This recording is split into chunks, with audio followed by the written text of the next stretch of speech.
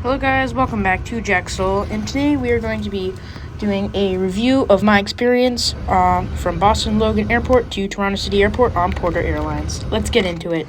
And here's the brand new international terminal at Boston, which is where we will be flying out of on Porter Airlines to Toronto City Airport.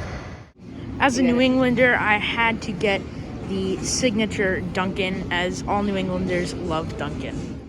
Here's the Porter check-in, but we are not checking back. See you on the other side of security.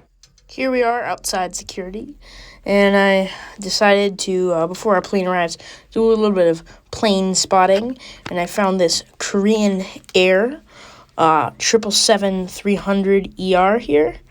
Looks like it's loading and unloading cargo, and yeah, that was a really cool plane to see. Here's a Cathay Pacific Airbus A350. The flight to Hong Kong got canceled, but this was the aircraft it was supposed to take place on. JetBlue aircraft over there in the background, bunch of private jets over there. And then there's a Japan Airlines aircraft over there, Delta, and can't tell from there what that other aircraft is. But yeah, some really neat aircraft here to spot. Also, look how high this jet bridge is. Here's a better look from the other side of the big international terminal that they are building with brand new gates. I'll be telling you guys about Porter Airlines now.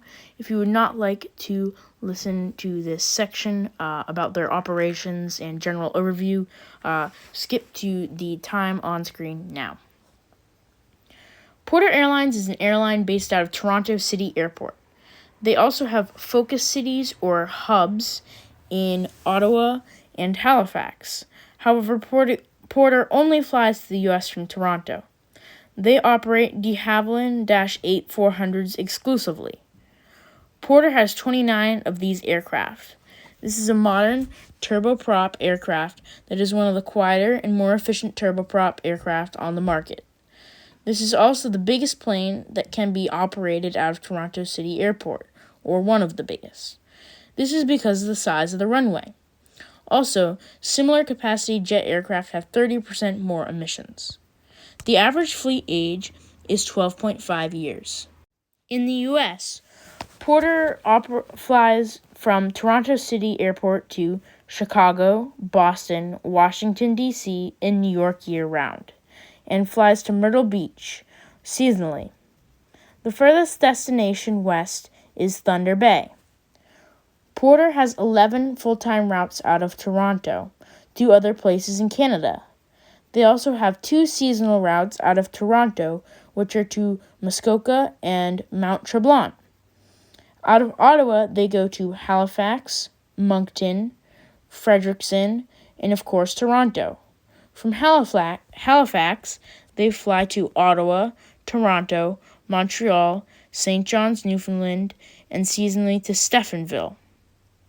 Porter was founded in 2006. The president, or CEO, is Michael Dellis. Future plans for Porter will see them acquiring Embraer E195-E2 aircraft, which will help them get more range and be able to have more capacity for more people and longer routes. These would include to the west coast of the U.S., like LA and San Francisco, along with flights to Seattle and Vancouver, and many more destinations. The Dash 8s would still operate out of Toronto City Airport, and the new hubs would have the new jets, and the new hubs would be Toronto Pearson, Montreal, Ottawa, and Halifax. They could not operate the new jets out of Toronto City Airport. They have 50 of these jets on order and will start delivering them in mid-2022. Porter has pilot bases in Halifax, Toronto, Thunder Bay, and Ottawa. The reason that the mascot is a raccoon is because in the beginning, the company had to overcome a lot of obstacles and challenges with logistical things, regulations, and things like that. And the raccoon can get through anything. That is why their mascot is a raccoon. It is really cool to board this plane. As you can see, it's really low to the ground, and the jet bridge doesn't fully latch onto it. So you get to see some bigger planes like that Cathay Pacific Airbus A350 there, that jet bridge, and you get to see the entire plane, which is pretty cool. Very low to the ground airplane. This the configuration is they have 78 seats in a 2-2 configuration, with 30 inches of pitch. They do not recline at all. Have an armrest. Pretty thin, so that they give you more leg room. Not that the leg room's insane or anything, but the leg room was all right. Here I am getting in my seat. And, I was in the window seat in row 19, which is second to last row on the airplane. So I had a really nice view of that Korean Air 777-300ER. Here's a map of all their destinations. You can pause it if you want to look at it a little bit closer. Here's how much room I had for my bag. Now we'll talk about the seat a little bit later in the video. Here are some destinations, a little bit about them, and I will let you guys pause this if you would like. Kindly asked to remove them for the duration of this demonstration. Au nom du commandant de bord et de l'équipage, bienvenue à bord de Porter. Nous vous demandons quelques minutes d'attention. And here is the plane thing that I was talking about a little bit earlier. Pause if you would like to read. The Sky Cafe. They do offer snacks on the plane. They offer chips, cookie, and almonds. Now, if you are sitting in the back, you will not be getting those cookies. I sat in the back on the way there and on the way back, and I did not get any cookies. So, yeah, but pretty good snack options. So, here was our flight on Flight Radar 24. Here's all the information. So, we taxied, took off, and climbed out over Boston. Went over Keene, New Hampshire, and then we went over New York at 22,000 feet, climbed up to 24,000 feet, and then started descending over Lake Ontario, over about the middle. Came in on a straight approach, got to see the airport, and it was a pretty nice flight. Here's some other miscellaneous flight information. Flight was on time, and yeah.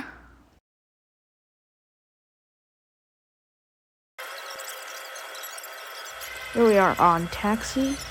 We did not really have to wait for very long. We just had kind of a long taxi to get to our runway. But yeah, it was a pretty good takeoff and climb. Nothing too much to say about it, but I will now let you guys enjoy the takeoff.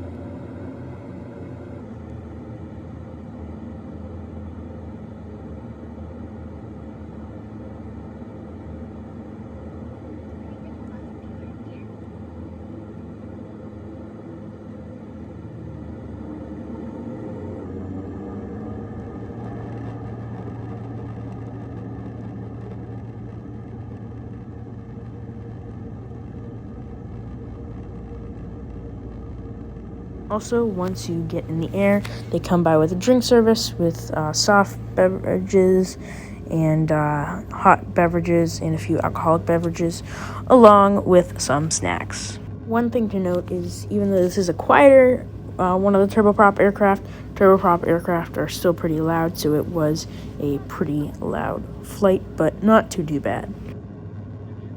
Here's the bathroom for Porter, pretty standard, other than that you have to use hand sanitizer because they like to conserve water weight. So no soap and water. Here's the safety card for Porter Airlines. Pretty standard safety card. Not really anything out of the ordinary or unusual. Just thought I would show it to you guys. And then there is a nice seat back pocket here. You can keep an iPad or something back here. There is a magazine called The Reporter, which is like Porter's magazine, and a bag in case someone gets sick on the airplane. Here's the tray table. It's pretty small. A little bit flimsy, not too flimsy, but there's the water goes in there. But it is small, so if you're trying to work on the laptop, leg room it's all right. Here's my bag. I'm 5'6", so it was all right. The cushioning is it's okay. Armrest holds up and down. Pretty standard there.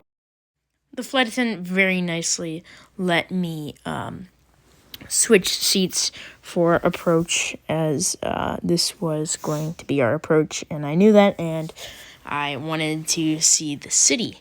So I would definitely recommend flying Porter again. I would say it's the best way to get into downtown Toronto from a place like Chicago, Boston, New York, all their U.S. destinations. And you go right into the city, which I think is really nice. Beautiful, beautiful flight, beautiful coming in, and just a great way to get into the center of the city without dealing with all the traffic at Pearson. Also, all the lines here are a lot shorter. Security takes 2 seconds. Customs takes 2 seconds here. Although you do not pre-check customs here. You do pre-check customs in most Canadian countries, but you do not do that here. Just a little side note. But yeah, I definitely recommend flying on Porter, and I think it is your best option. Just thought that this was neat that I got to see the catering truck here. And it pulled up right here, and I am in this seat because the flight attendants let me move because it was better for the approach. Here is our plane from the ground, and yeah, here's the outside of the airport. You can either take a ferry in, or there's an underground tunnel that you can walk through. You can rent a car, and as you can see, you're really close to the CN Tower. Yeah. Would definitely recommend Porter. Thank you guys so much for watching. Jack Solo out.